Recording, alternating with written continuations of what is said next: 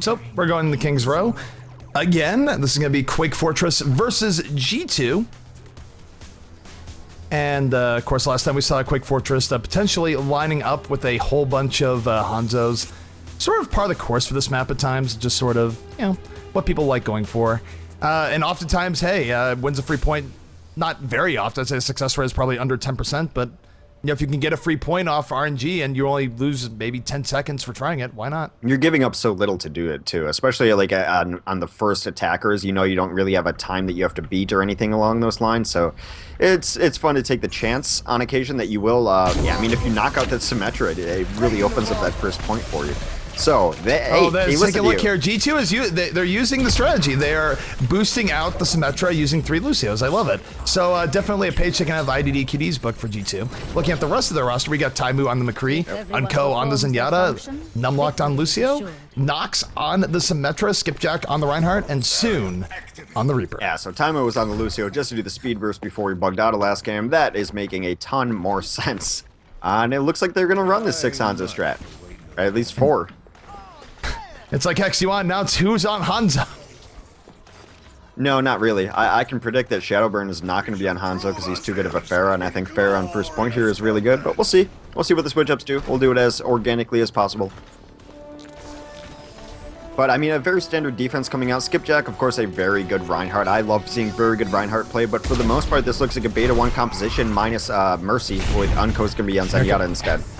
They're not firing all the Scarrows at once, they're just doing it a little bit. They're like one fire, then the other one's leaving, then the other one's firing.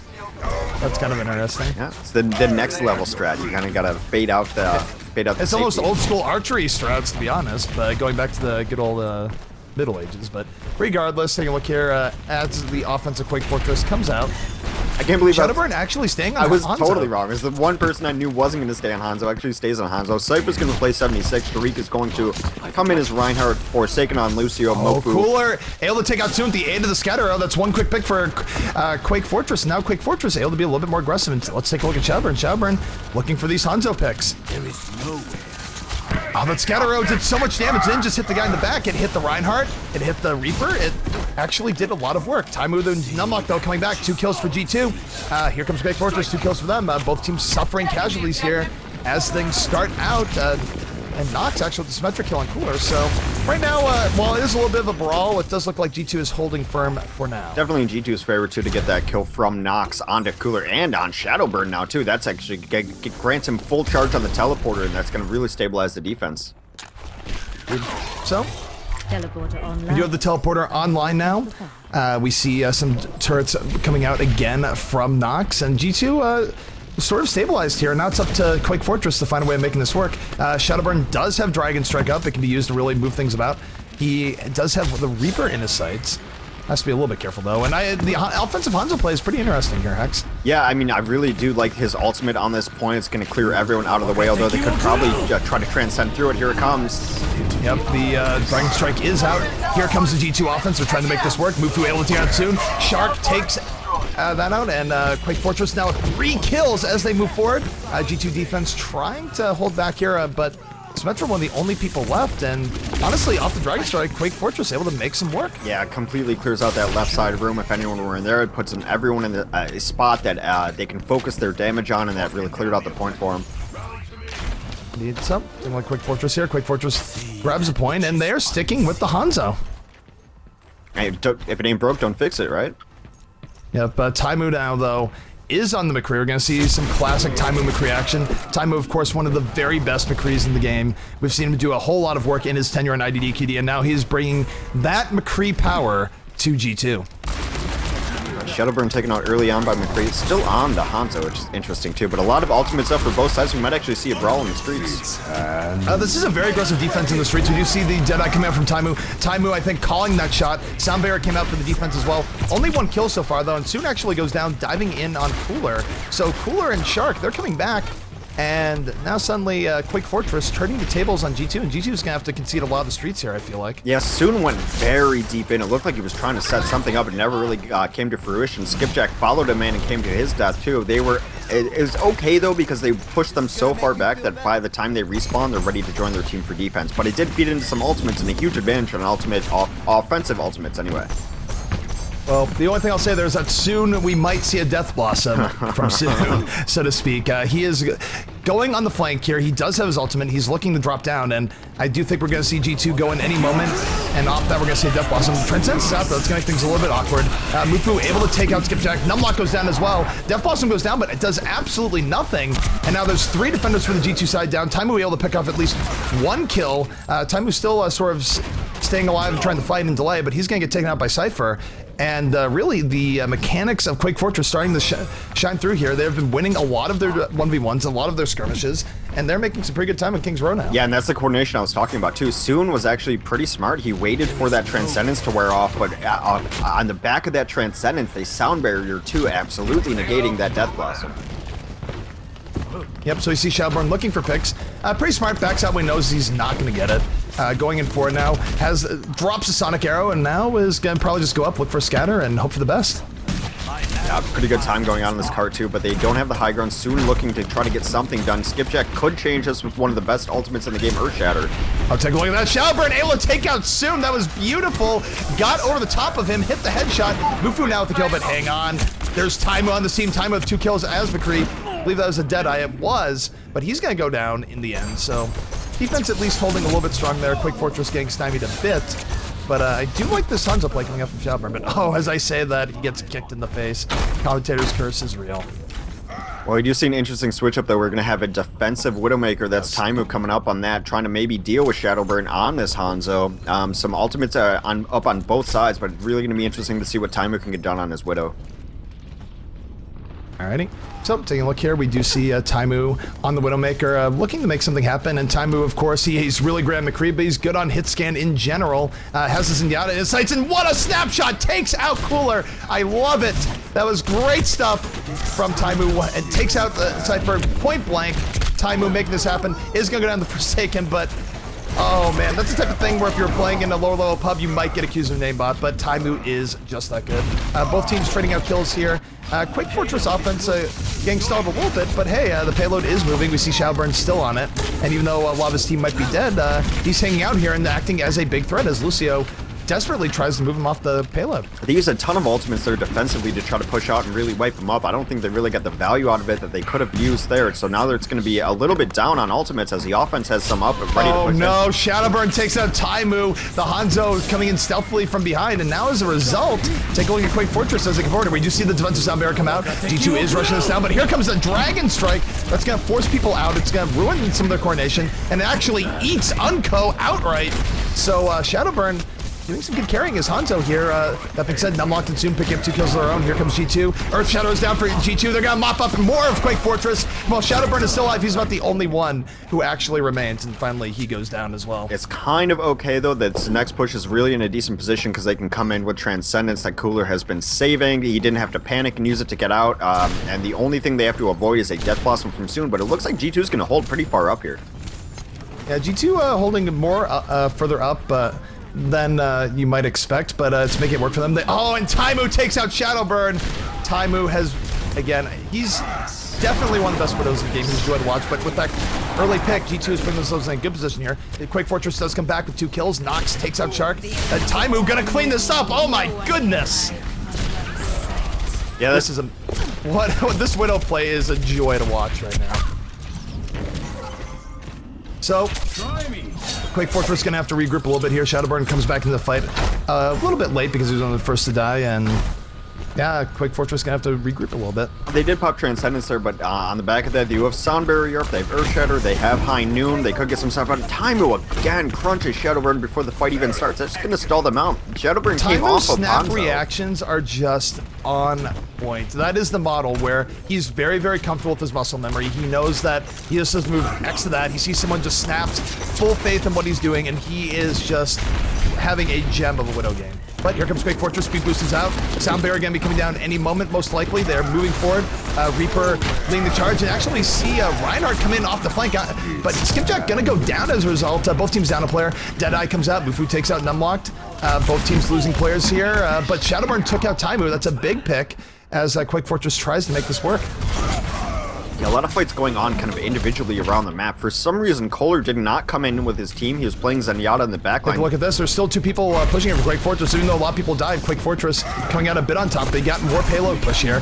And we see Cypher. Cypher able to take out Numlocked in the back. That's going to be a dead Junkrat, dead Reinhardt. Cypher making things happen. That's a double kill now for him. And Quake Fortress might just have this. Yeah, that's enough towards the end there. It was a weird push towards the end. It was kind of just very segmented around the map. I thought they were kind of discoordinated there, but they made it work enough with both Shadowburn in the back line and Cypher, and that was enough. But let's watch this. Yeah, look at it. Just look at how quickly he snaps to people here. Just in general. I guess the first part, here it is. Look at that. Look at that beautiful double snap.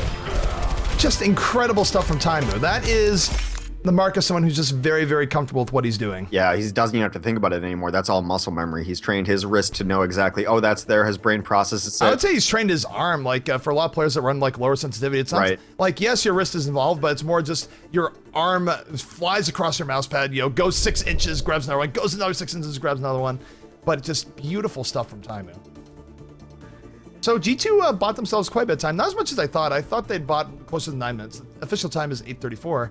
And we'll get to see if G2 can beat Quake Fortress on this map in that amount of time. I like how you're being hard on yourself for not getting exactly at 9 minutes. You're just disappointed it's only 8:34. Yeah, you know. Yeah, gotta strive for perfection, man. Yeah. It's not something you'll ever attain, but always keep working.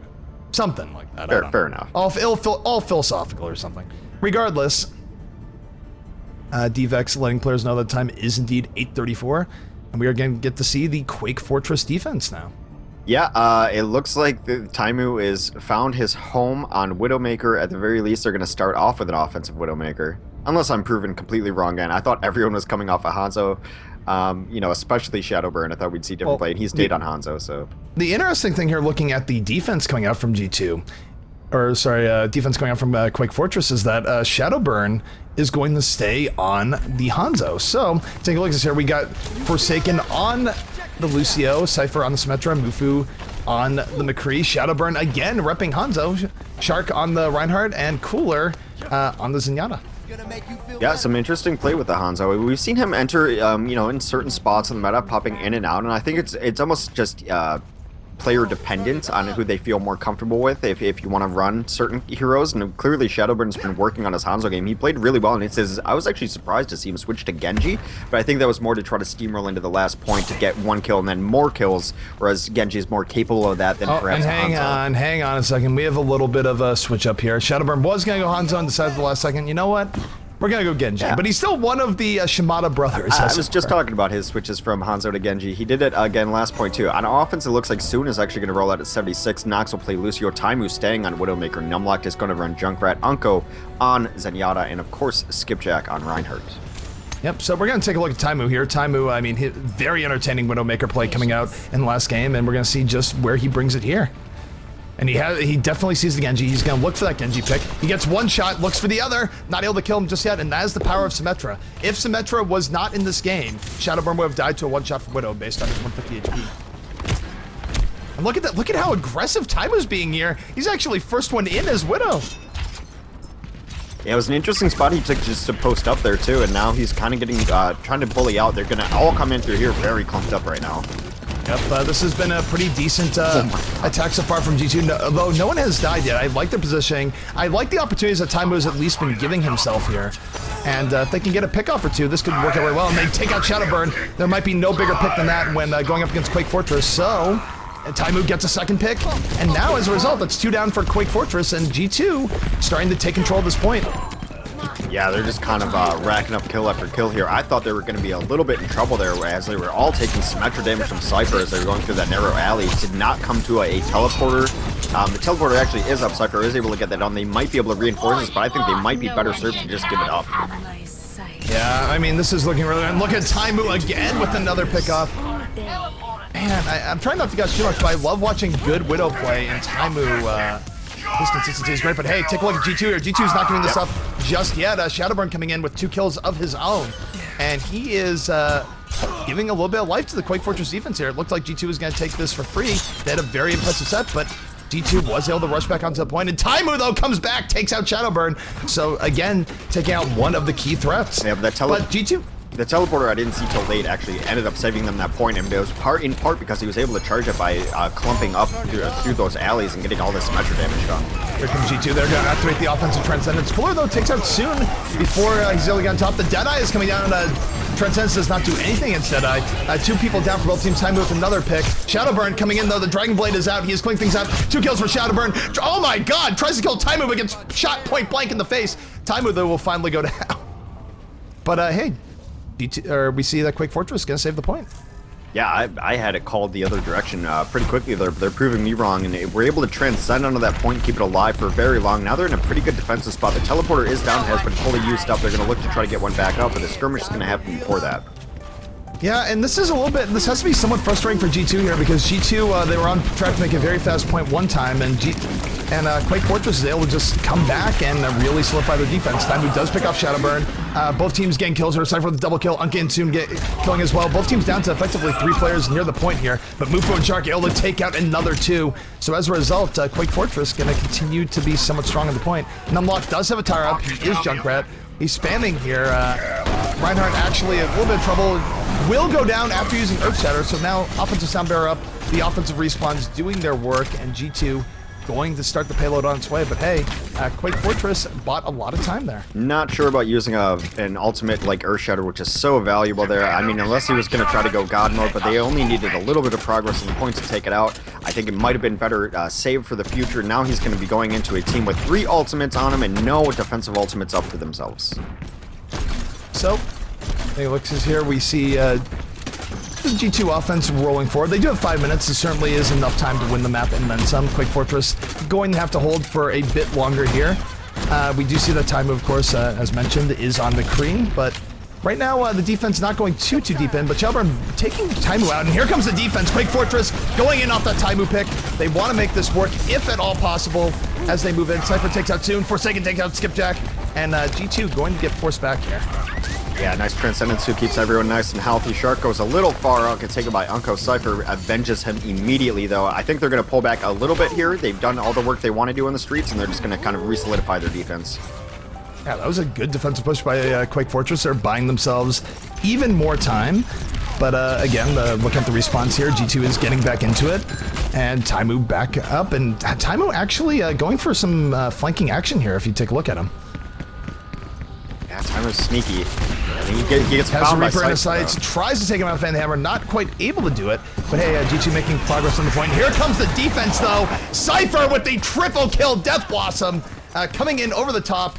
And that with the Dragon Blade of Shadowburn just going to viciously eliminate the offensive G2. Yeah, they were trying to get that flank with Soldier 76 and Taimu on McCree. They got spotted out by the Reaper, were unable to punish him for seeing them. Cypher then wins that fight, goes in for the Death Blossom, and absolutely cleans up the streets. Okay, we're getting unlocked. On the Junkrat, I gotta think we'll be seeing a tire sometime soon. We haven't seen as many tires as I would have expected so far this game, but take a look, we do have Cypher taking out soon. That's a nice pick for Quake Fortress. Here comes the tire. As I say that, the tire is bobbing, weaving, oh, it doesn't even blow up the Reaper. The Reaper Wraith forms in time. Yeah, tough use of a tire there. You generally want to save those to try to get a couple of picks in the game, but it is a high variance ultimate, to say the least. Yep, so Skipjack with the Earth Shatter, Taimu with the Deadeye. Effectively mirrored on the defense. We do have an Earth Shatter coming down for Shark. It knocks down 2, if not 3 people. The Deadeye follow-up. That's 4, 5 kills for Quake Fortress. And again, they are going to wipe out G2. So Quake Fortress looking incredibly strong in the streets phase of Kings Row right now. Yeah, they're having a tough time dealing with Cypher for the most part. Then everyone else is able to come in and clean up. But I think you have to start with this plan to try to do something to negate Cypher's Reaper, because he's been cleaning up. Yeah, I mean, if nothing else here, we do have, at the very least, we're looking at the offense for G2. They do have ultimates up. Mufu, though, takes out Numlock, so they're going to need to have Junkrat as they go here. Defensive Transcendence is out, and again, here they come in, rushing in off the defensive ultimate. Cypher with the kill, Mufu with the kill, and G2 going to be pushed back again. So the coordination of Quake Fortress really going up another level here in the last few minutes, X. Yeah, what's really cool, too, is Shadowburn just kind of ignored the first 2 targets in that fight, went all the way to the back, so he's holding 3 players in the back lines while everyone else is taking a fight in their clear advantage on the front end. Taimu comes out the Deadeye. Taimu looking to do something here. Doesn't get anyone. Has to, I believe he canceled it. Yeah, he did. Cooler, though, takes him out in the end. And now I feel like G2 is a little bit discombobulated here. There's only 2 minutes left for them to go through, and they have just been stuck in the streets this entire time. Yeah, and maybe they can string together some of the ultimates that they have here. An Earthshatter plus a Tactical Visor goes really well together, so perhaps they can run that combination, but at some point, they need to figure out something to break through this. We do see the Dragon Blade coming out now from Shadowburn. Tech Visor out for the offense on either side, dropping anyone just yet. Soon able to take out Cypher. That is the first pick. Taimu takes out Shark. 2 down now for Quake Fortress. It's G2 on the prowl. They are moving forward. Cooler does get 1 pick at the very least, but this is now 4 down for Quake Fortress. And G2 finally cracking the code and making some stuff work on offense. Yeah, but the time is ticking here. They're going to run into this artificial barrier on the map, and all that Quake Fortress 2 really has to... Quake Fortress has to really do... Sorry. Old habits die hard. All Quake Fortress has to do is really stall out for, what, maybe a minute or so? 2 minutes? So, no, actually, it's only a minute. It's 1 minute. The 1 minute timer is in play now, so G2 really not with a lot of margin for error here. They do have Taimu and that Widow. That's it.